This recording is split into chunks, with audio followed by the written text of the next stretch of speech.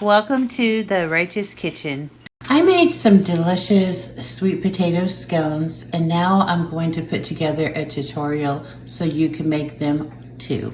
This recipe has 4 components: the sweet potato scones, the caramel buttercream frosting, the shortbread crumble, and the salted caramel drizzle. We're going to start with making the salted caramel. And it's important on this recipe that you have everything in place. So I have my water and sugar, butter, flaked sea salt. And then I want to mention this heavy whipping cream. I have put that in the microwave for about a minute just to take the chill off of it. Then I have my mason jars that I'm going to store the caramel in. I have a heavy bottomed pot, and I've got that over medium-high heat. So all I'm going to do is put in my sugar and the water. And then I want to bring it up to a boil and get a really nice amber color. There's really not anything that you need to do at this point. It's just sugar and water in a heavy bottomed saucepan. Okay, I see a couple of little areas where there's a tiny bit of sugar crystal sticking to the side of the pan. So I'm going to take a brush with some water and I'm just going to wipe that down, because we don't want it to get crystallized. If you just let it go and do its thing, a medium-high, no stirring. See how it's turning into that nice pretty amber color? The darker it gets, the more bitter it becomes. So I'm going to turn that off now. So I'm going to pour this heavy whipping cream, and it's liable to foam. That's okay, that's to be expected.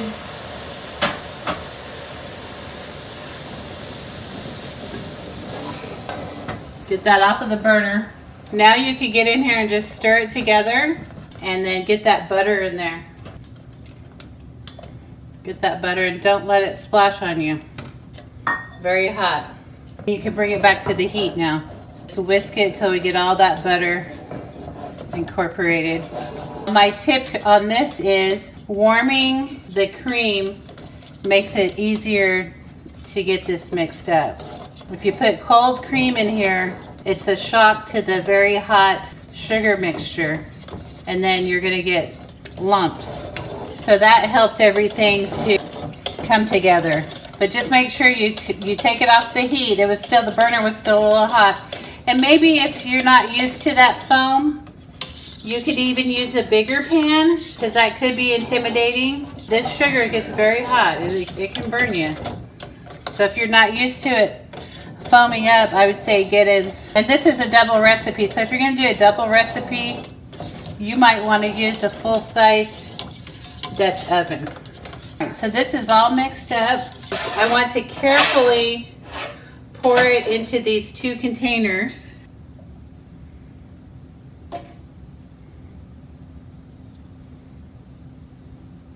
I didn't want to put the flaked sea salt in while they were hot because it would have just melted. So what I like to do is just pour it, and then I take the knife and just swirl it. Just give it one swirl. I just kind of poke it down there and then bring it back up, and then that's all I do. I don't want to mix it.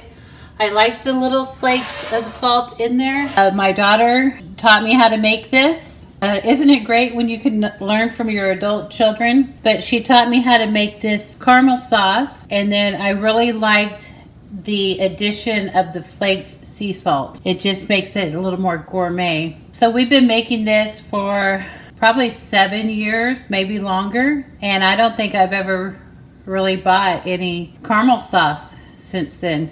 While that caramel sauce cools, we'll start the sweet potatoes. I'm not going to need all of these sweet potatoes, but I'm going to go ahead and puree what I have. Start with your clean sweet potato. Put a little oil. The oil is to soften the skin. So oil and wrap in foil. I have these on a baking tray. The oven is at 350. You could go higher, but I am baking a ham and I'm going to keep it right at the 350. Okay, to the oven they go. These sweet potatoes have been baking for 2 hours. I'm sure they were done before but I want them really super soft. See how easy the fork just sinks right into the sweet potato? That's what you want. I like to use the rubber gloves when I do this because I want to peel these while they're warm. They're easier to remove the peeling. And then I also want to puree them while they're warm. Any caramelization on the pan, go ahead and get that. I'm gonna try to work it into my puree. I am going to use the colander and sieve attachment for my KitchenAid mixer. This is hard to find. It's a vintage attachment. Look for these on eBay or Facebook Marketplace. If you don't have the colander and sieve attachment, just press the warm sweet potatoes through a fine mesh strainer. The goal is to get rid of the strings in the sweet potato and have a nice smooth puree.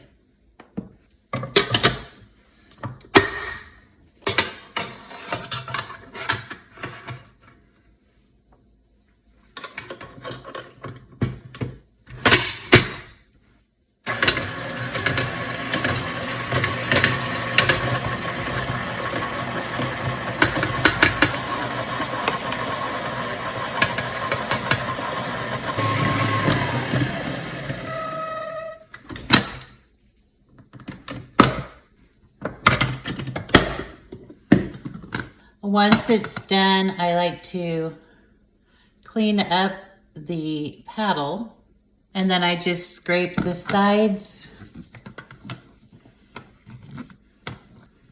and press that last bit of sweet potato through the sieve. Then you'll want to scrape the bottom. You're left with a super smooth sweet potato puree. I am going to spoon up 1 cup of this sweet potato puree. The 4 sweet potatoes yielded 4¼ cups of sweet potato puree. This extra will make a great sweet potato smoothie. And I'm going to get started on the crumble component to this recipe. All of my recipes are written where you measure the dry ingredients old school. I always try to go through this because it is important. Sometimes you'll get the wrong gram measurement off of the internet. I experienced that when I tried to take a shortcut making the Lion House dinner rolls. Google said I needed 600 grams, but my dough came out really loose. So when I went back and measured it, I actually needed 735 grams. That was a huge difference. So old school, aerate your flour, spoon it into your bowl, and then take the back of a knife. You're not pressing the flour down. You're just scooting the straight edge of the knife across the measuring cup. And that's how I measure for all of my recipes.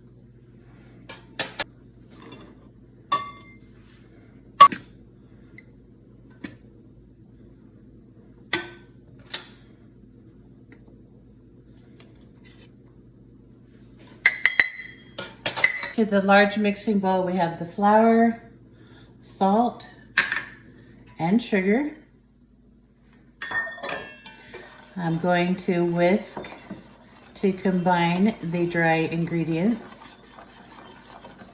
And this is where I like to get the food safe gloves because I don't want crumble mixture under my nails. I have a ½ cup butter or 1 stick of butter. It's partially melted. It could also be room temp. And you just want to incorporate that using your hands.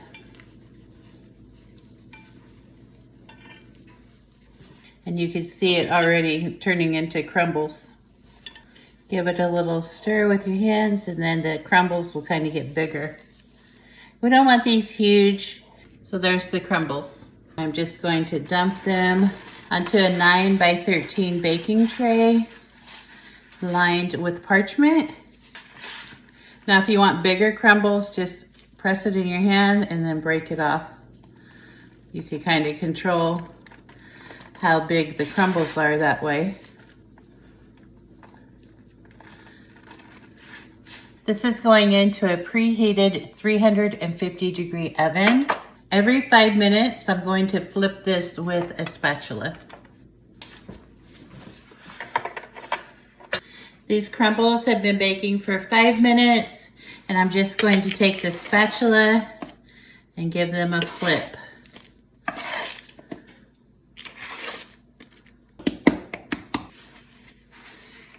While the crumbles are baking, I'm going to get started on the sweet potato scones.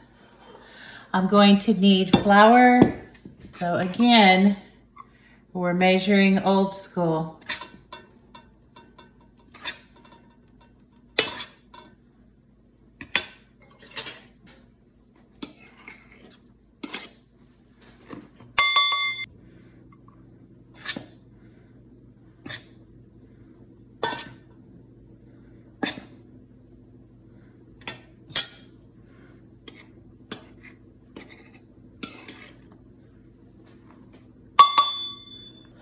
I am using the same mixing bowl that I used for the crumbles.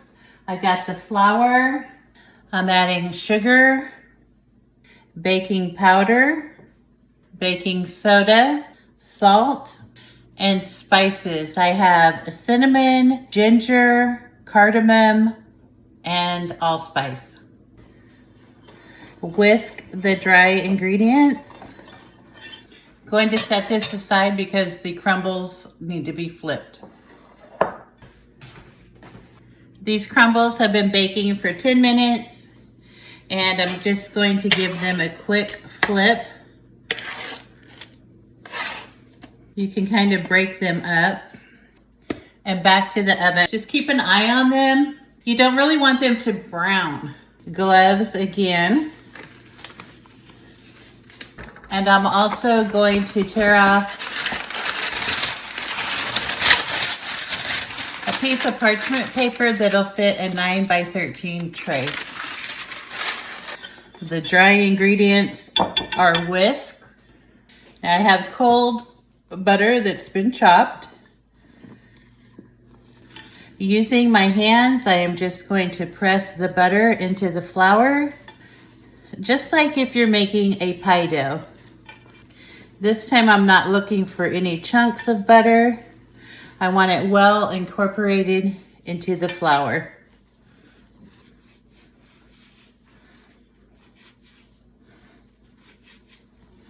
All right, we've got that butter nice and mixed throughout the flour. I'm going to work on a clean bench. Dump the flour and make a nice well in the center, kind of a big well. You'll need a bench scraper. And before I get to kneading this dough, I'm gonna check on those crumbles. All right, here's the crumbles. They've been baking a little over 15 minutes. Give them another flip. All right, I'm gonna check on these in another 5 minutes. Like I said, I don't want them to brown. I just want them to get baked through.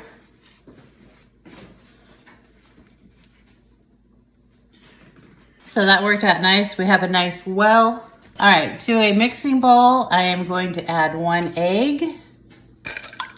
Give this a little scramble. And add that sweet potato puree. Look at this beautiful, silky sweet potato puree. We'll combine these ingredients and spoon it right into that well. Using the bench scraper, I'm just going to mix everything until it forms a dough. Just fold it and press till all the flour is incorporated.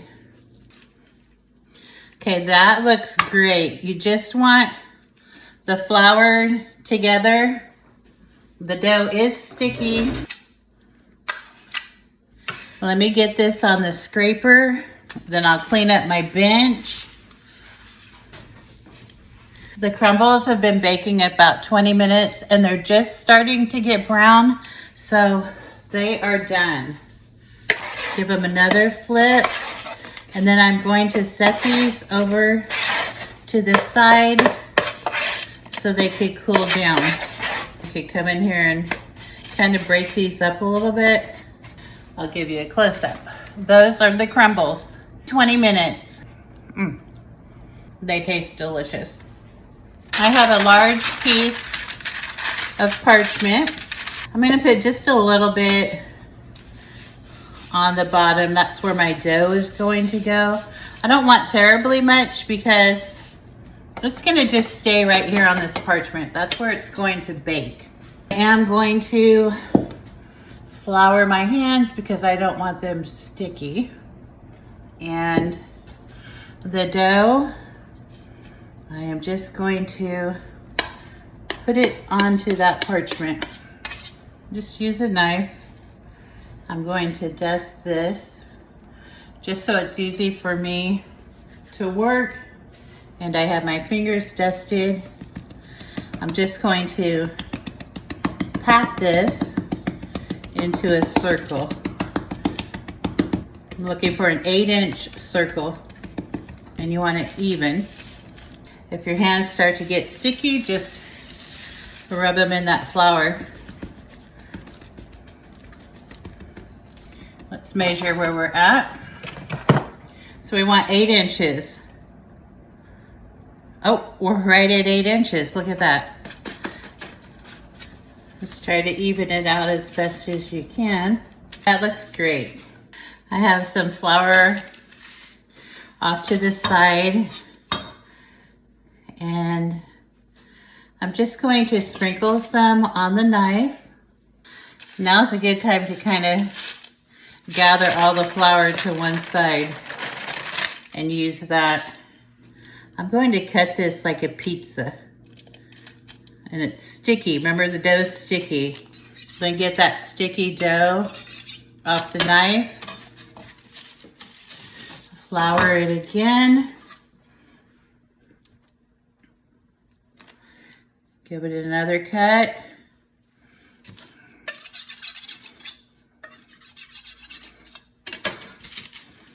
Flour it.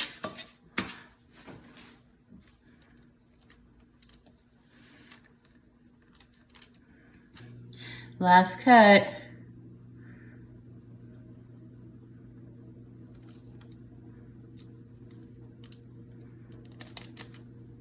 Everything is scored. I'm gonna get rid of some of this extra flour. Just do that, and then transfer to a baking tray.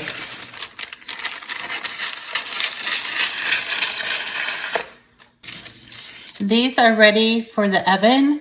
They're baking in the center rack at 350 degrees. This recipe uses Michelle's salted caramel. I also use this as an ingredient for the caramel frosting. So let's go ahead and start that.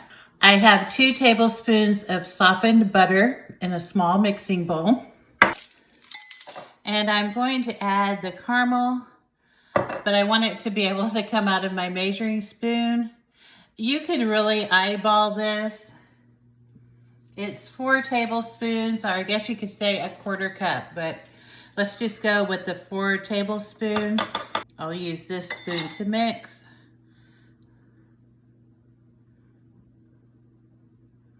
So 1. See how nice that came out of there when you oil the spoon? It slips right out.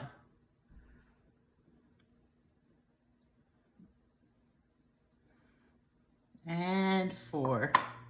That's great caramel. I highly recommend that you make that. We'll use this again for a drizzle. Okay, it's time to measure the powdered sugar. Again, we measure it like we do the flour, right? It's a dry ingredient.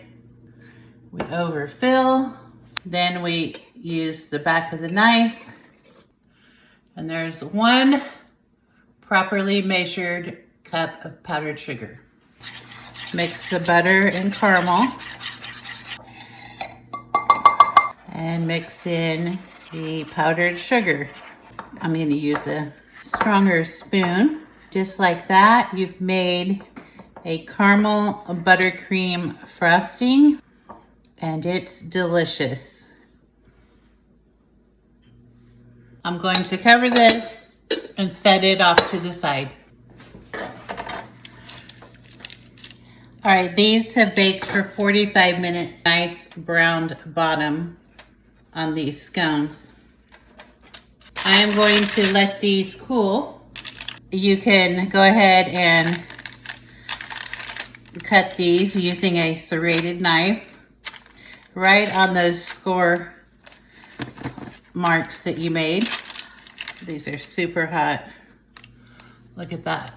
Oh, they look great. So we have the scones cooling slightly. We have the buttery shortbread crumble, the caramel frosting, and the salted caramel drizzle. I'm going to put the parchment under the cooling rack, and I'll try one of these and see how the frosting is working right now. They've only been out of the oven a few minutes, but we need some warmth to the frosting so that our crumbles will stick.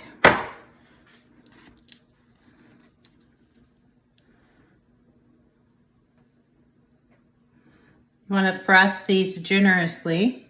I have it frosted, and then I am just going to press some crumbles right onto it.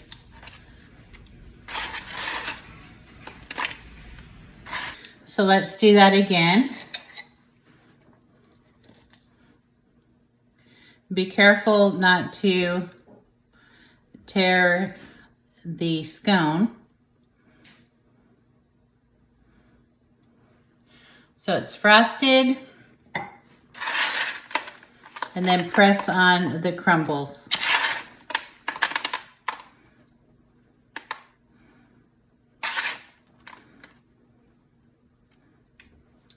And set it off to the side. The last part is a drizzle of the salted caramel.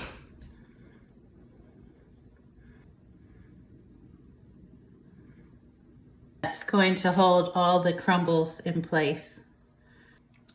These are gorgeous. We'll put this on a cake plate.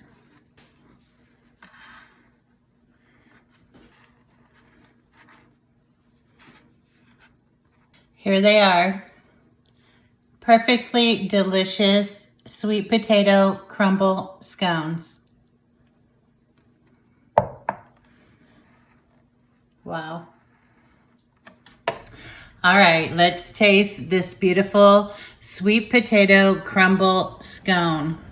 We have a sweet potato scone with a caramel buttercream frosting, buttery shortbread crumbles, and homemade salted caramel for the drizzle.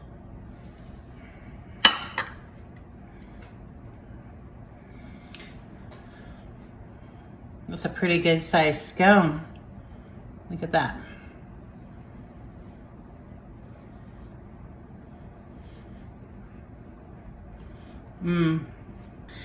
It's a nice light scone, not dense at all. You get a great sweet potato flavor. Then you get that crunch and that really buttery shortbread. It's a nice contrast. Soft, crunchy, buttery, And what rounds it all out is the caramel buttercream and that caramel drizzle. The spices in the scone are perfectly balanced with all the other components. Cheers to another great recipe.